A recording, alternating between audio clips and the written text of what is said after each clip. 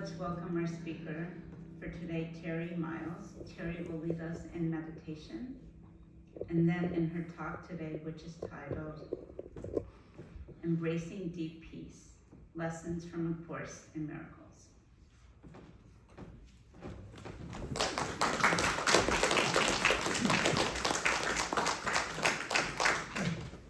Hi everyone, again.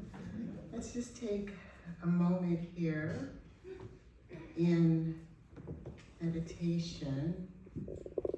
I love that word joy. I love peace too, but that word joy, the word for today, just seems so fitting. And so let's open to that joy in our hearts, even if it's just for a moment. Let's settle in, allowing your eyes to fall closed.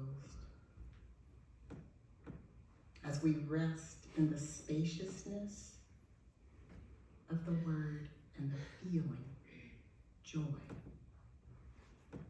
What's that feel like? What's that mean for you in this moment? Holding joy.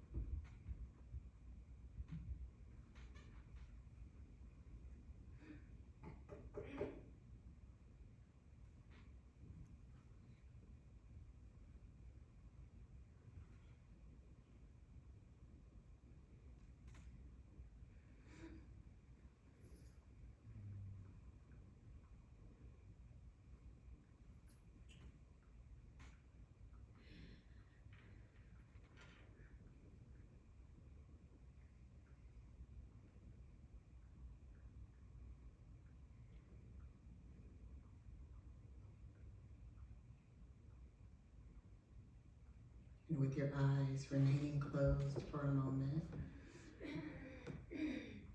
just wiggle your fingers or your toes or anything on your body that just signals your body that we're coming to a close for this time in stillness and meditation. Bringing that joy with us into this space. What am I bringing with me from this meditation? Joy.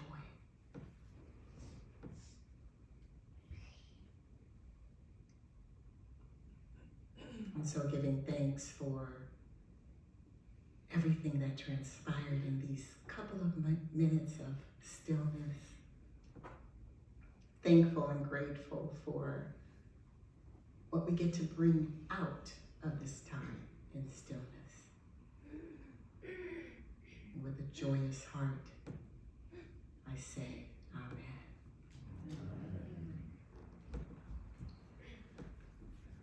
Thank you so much for taking those moments with me in stillness. I feel like I want to hold this, if that's okay. Those that know me know that I like a mic. So, thank you, Kate, for being here. Thank you, everybody, for being here. I want to talk about embracing deep peace, lessons from A Course in Miracles. I'm sharing just a few insights with you, and you may not agree with everything I share. Take what you want, leave the rest. The Course came into my life many years ago. I understand it to be a complete self-study spiritual thought system. It supports one's awakening to truth, that we are one with God, that we've never separated. This teaching really appeals to me because it's a universal spiritual teaching, not a religion. And while this truth talk is not a public service announcement about A Course in Miracles, it is a message on how the Course's non-dualistic teachings, which also align beautifully with Unity's teachings of acceptance and oneness, truly support remembering and embracing deep peace. As I prepared for this time with you, I asked myself exactly, what does deep peace mean for me? Now, those that know me intimately know that I can talk. I have something to say. In fact, there was a time I had an opinion about everything. Any thought that came to my mind flew out of my mouth without even a second thought. I just said it. Over time, that changed. The teachings of A Course in Miracles and other spiritual practices certainly supported this change. The Course teaches the only thing required to embrace, acknowledge, and be aware of deep peace of which I speak is a little willingness. A little willingness, what does that mean? Well, to me it means allowing myself to be open and available to a different way of thinking, a different way of being. Enter the Course. Now I spend more time in quiet, noticing my thoughts, my judgments, slowing down, really checking in to see if what I'm thinking is true. Noticing if I'm holding on to grievances and if I'm willing to let them go, using forgiveness, a theme centrally shared throughout the Course. When I began doing this, and the more I intentionally practiced this, I noticed a feeling would wash over me. I labeled this feeling as deep peace. The more I noticed the deep peace I felt, the easier it became for me to apply and embrace these practices as part of my being, my life. Now I could end right here and ask you to go off somewhere for a while, consider your little willingness, take some quiet time, notice what you're thinking, your judgments, looking at the grievances, use forgiveness, and see what happens. But I won't do that. But I do encourage you to practice it. Now, I feel like this is one big talk sharing quotes, and it is.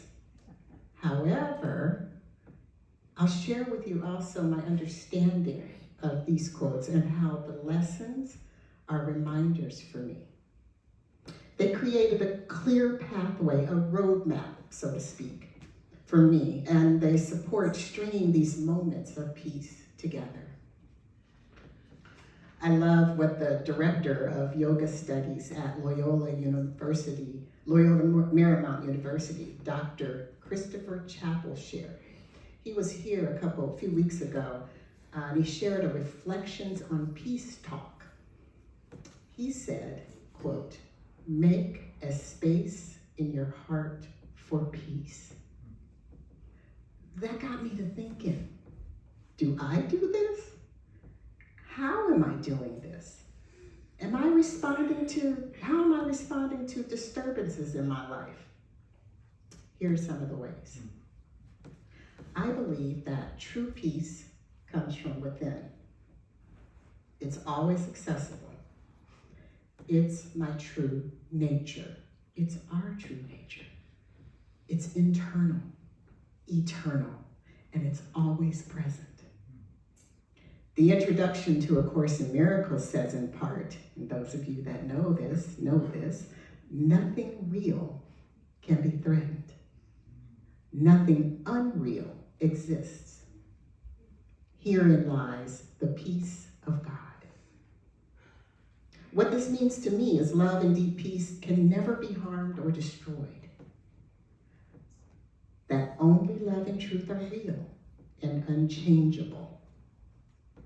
While fear and illusions are not real and have no true power over me. Now hear me out. Hear me out. I'm talking about absolute truth here. I didn't say we never experience fear. This teaching has helped me notice what mind I'm in when I do. Am I walking with the Holy Spirit and welcoming in deep peace? Or am I running, reacting to the egoic thought system? Gently embracing this understanding brings me peace because it helps me to focus on what is truly important and let go of what isn't. I've also realized, and maybe you have too, that peace is not dependent on external circumstances. Have you ever said to yourself, once I get this, then I'll have peace? Or once I have that, then I'll have peace. Am I the only one that's ever done that? No. Then you get this or that. And peace might come, but it's temporary. It's even fleeting. Why? Because it's conditional. And conditions always change. How about that temptation to give as good as I get? That tit for tat. Anybody ever feel like that? I must be the only one. No. Okay. How about those moments of insisting on being right? Or knowing you're right, and then insisting on proving it. That's not peaceful. The lesson here, nothing outside of me, nothing outside of us can bring deep peace, deep, lasting peace. I see A Course in Miracles as a pathway to the awareness of peace. There's many paths, right? Even the Course reminds us that it's a way, it's not the only way. And for me, the Course is and has been a very valuable pathway for me in becoming keenly aware of that internal peace. I mentioned earlier that forgiveness is a central theme in the Course. It states that, quote, forgiveness is the key to happiness. Here is your answer to your search for peace. Forgiveness helps release grievances and opens a space in your heart for peace. That space that Dr. Chappell talked about in his talk. Let's explore releasing grievances and judgment and forgiveness. So grievances, as I understand them, are unresolved feelings of anger, resentment, or hurt that we hold on to. That grip that is so tight. Sometimes it's so tight we don't even notice it. Now these emotions can put blocks up in your life. Blocks that affect our daily living, our relationships. They disturb our peace. The Course teaches that forgiveness is not about condoning or excusing harmful behavior. It is about releasing the emotional burdens, the heaviness that we carry. And it supports us in seeing beyond the illusion of separation and conflict. Forgiveness, as the Course teaches, involves letting go of judgments and opening to a shift in perception. This shift in perception helps us move from a place of anger and resentment to one of understanding and compassion. I love this quote from A Course in Miracles. It says, "You have no idea of the tremendous release and deep peace that comes from meeting yourself and your brothers totally without judgment. When you recognize what you are and what your brothers are, you will realize that judging them in any way is without meaning." Now, the Course uses masculine terms, but you know, the word brother includes everyone, all of us. When I'm willing, forgiveness fosters peace. It can free us from that grip of past grievances, and it can allow a sense of relief and lightness, which is essential for cultivating and nurturing that awareness of the deep peace, which in truth is our natural state. Holding on to grievances creates inner turmoil and a cloudy mind. Forgiveness clears this clutter, allowing us to experience calmness and clarity and that feeling of deep peace. The opportunity to make a space in your heart for peace. I read someplace that we can think of forgiveness as cleaning a foggy window. Once the fog or the grievances is cleared, or the grievances are cleared, we can see the world more clearly and more peacefully. There's a few of my personal practices I use for nurturing that deep peace, which I'll share with you now. Along with reading and the daily lessons and practices the Course offers, I'm continuously learning and practicing releasing grievances and judgments in order to embrace a more peaceful mindset. This takes a little willingness and honesty, which the Course defines as consistency. Similar to that Unity Daily Word that we listen to the reading from. I pray. The Course calls it true prayer. It's known in the Unity's teaching as affirmative prayer. In fact, one of Unity's basic principles is the belief in affirmative prayer. It says, and I quote, "There is power in affirmative prayer, which we believe increases our awareness of God, which to me increases peace in my life." Remember, affirmative prayer or true prayer is not begging God to bring us deep peace. Why would we need to do that when at our core, our true nature is peace? The Course emphasizes true prayer must avoid the pitfall of asking to entreat. It says, ask rather to receive what is already given, to accept what is already there. To me, that means I've never separated from God, from Source. With the practice of affirmative prayer, I'm affirming in my mind that truth, that I've never separated from Source.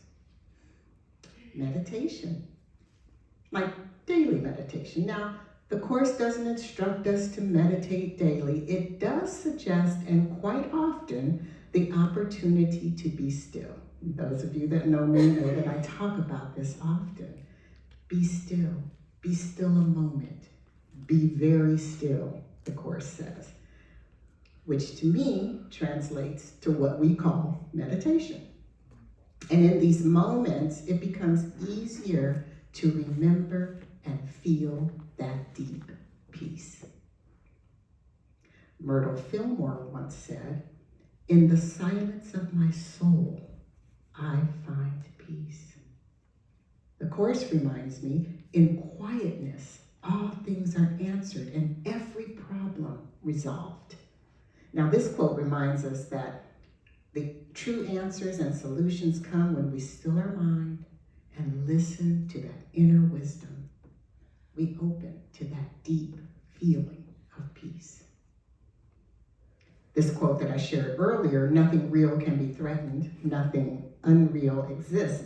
Herein lies the peace of God." I love this one because it highlights that idea of our true essence being indestructible, and recognizing this brings a profound sense of peace.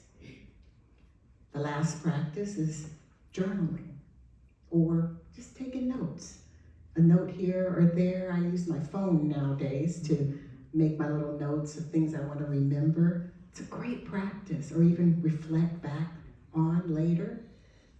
So I love that. So affirmative prayer or true prayer, meditation or stillness and the journaling or notes. Those are the practices that I personally embrace for nurturing and cultivating that deep presence of peace.